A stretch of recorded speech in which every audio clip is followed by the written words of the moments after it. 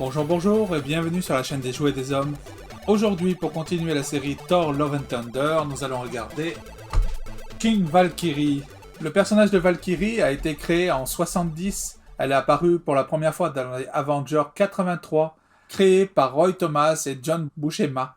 Elle est basée sur un personnage de la mythologie nordique, Brynhildr. Valkyrie fera partie des Défendeurs et elle sera aussi de temps en temps une amourette pour Thor dans les comics. Dans le MCU, elle est interprétée par Tessa Thompson. Elle est apparue pour la première fois dans le film Thor Ragnarok en 2017. On la reverra brièvement dans Endgame en 2019. Et elle sera un personnage principal du prochain film qui est à venir en juillet 2022, Thor Love and Thunder.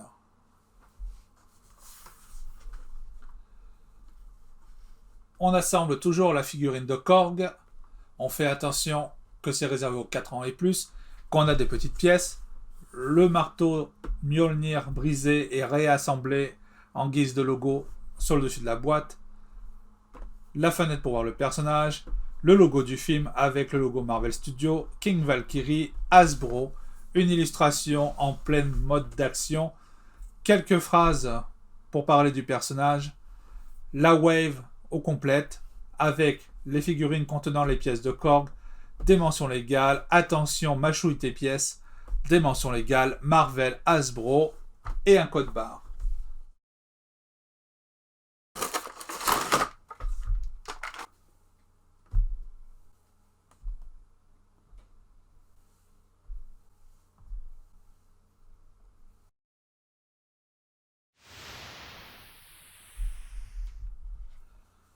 Dans la boîte, nous avons donc la figurine de Valkyrie,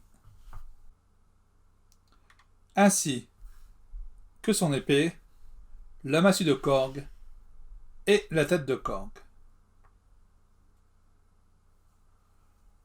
On va regarder Valkyrie d'un petit peu plus près. Le visage est assez ressemblant par rapport à l'actrice Tessa Thompson, mais comparé à la figurine précédente, qui était Valkyrie en armure blanche de Avengers Endgame, je trouve que c'est un peu moins ça. On a un peu l'impression que cette version de Valkyrie a été botoxée sur le visage. C'est bizarre. Avec une très longue coupe de cheveux tressée. On sait ce que ça veut dire. On ne pourra pas mettre la tête en arrière.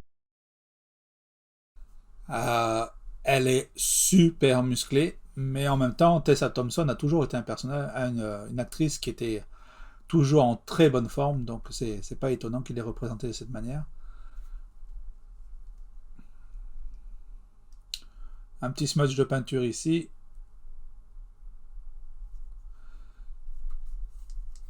Des accents bleus dans les tresses.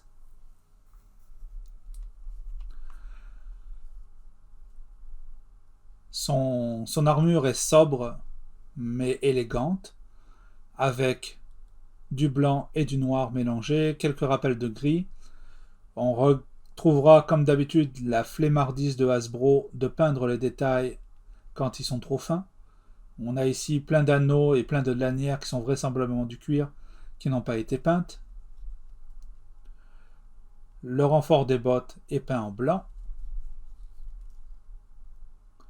On a un talon, puisque forcément les filles doivent avoir des talons à leurs chaussures. Hein. On a un couteau à la cheville. Je ne sais pas si on peut le retirer. Non, il est fixé à l'intérieur.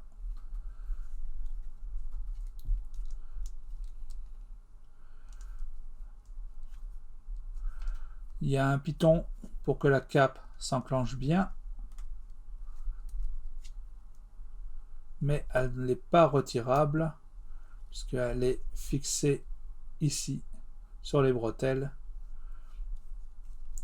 Beaucoup de détails, dommage qu'il y ait peu ou pas de travail de peinture. On aurait apprécié au moins, comme sur la boîte, que les anneaux métalliques soient représentés argentés. Ça aurait fait un minimum de travail. Bon, surtout qu'il y a quasiment pas, il n'y a pas d'accessoires avec cette figurine-là. Pas de main supplémentaire, il y a juste son arme. Donc, articulation. On ne peut pas mettre la tête en arrière. On peut mettre la tête en avant. Et vu comment les cheveux sont placés, elle va avoir souvent la tête en arrière, en avant, pardon. On peut incliner sur le côté. On peut tourner.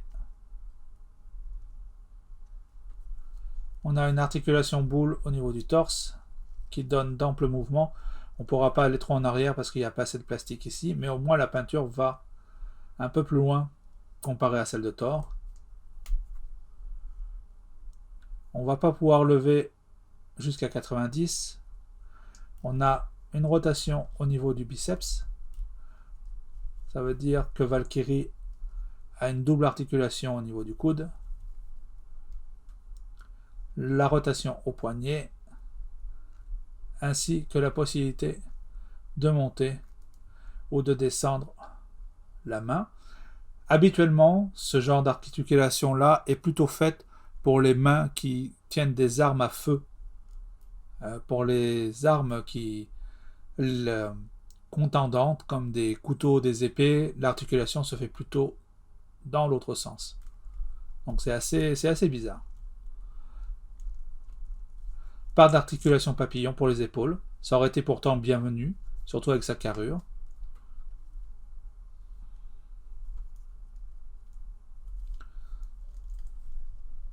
On ne peut pas mettre la jambe en arrière, on est gêné par le fessier. On va pouvoir l'avancer en avant. Valkyrie est pas mal souple. On peut presque faire un grand écart. On a une double articulation au niveau du genou qui est gêné par la sculpture de la pièce ici. On a la possibilité de mettre le pied en arrière, l'articulation est très dure, et le pied en avant, et de la faire pivoter sur les côtés.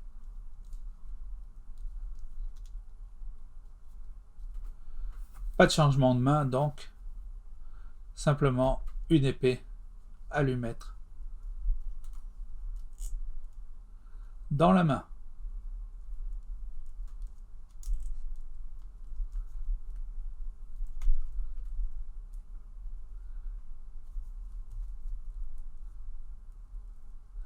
On aurait apprécié au moins un point fermé pour mettre de ce côté-là.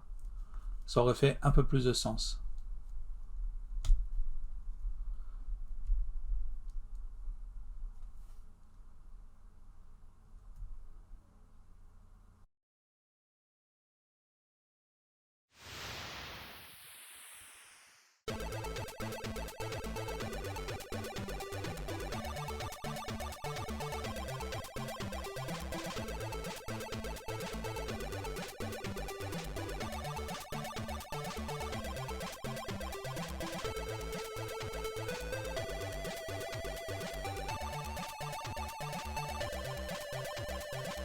A noter aussi que la couleur de la peau est vraiment plus claire que la précédente et beaucoup plus claire que l'actrice originale, donc c'est un peu bizarre. Je trouve ça vraiment dommage, surtout que jusqu'à maintenant, Hasbro et Marvel avaient réussi à bien rendre les couleurs de peau pour les personnages de couleur noire.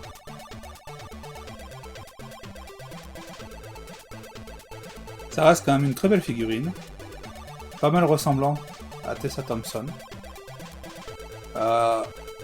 J'attends de voir le film parce que là on a vraiment l'impression qu'elle est bodybuildée. Ça fait assez drôle.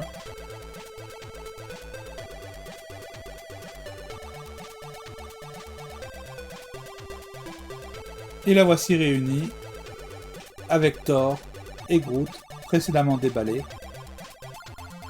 Encore une fois, j'avoue que pour le moment on a vraiment une très belle wave. Bien plus intéressante que celle du Doctor Strange, puisque déjà toutes les figurines qui sont présentes dans la série sont des figurines tirées du film et non du remplissage.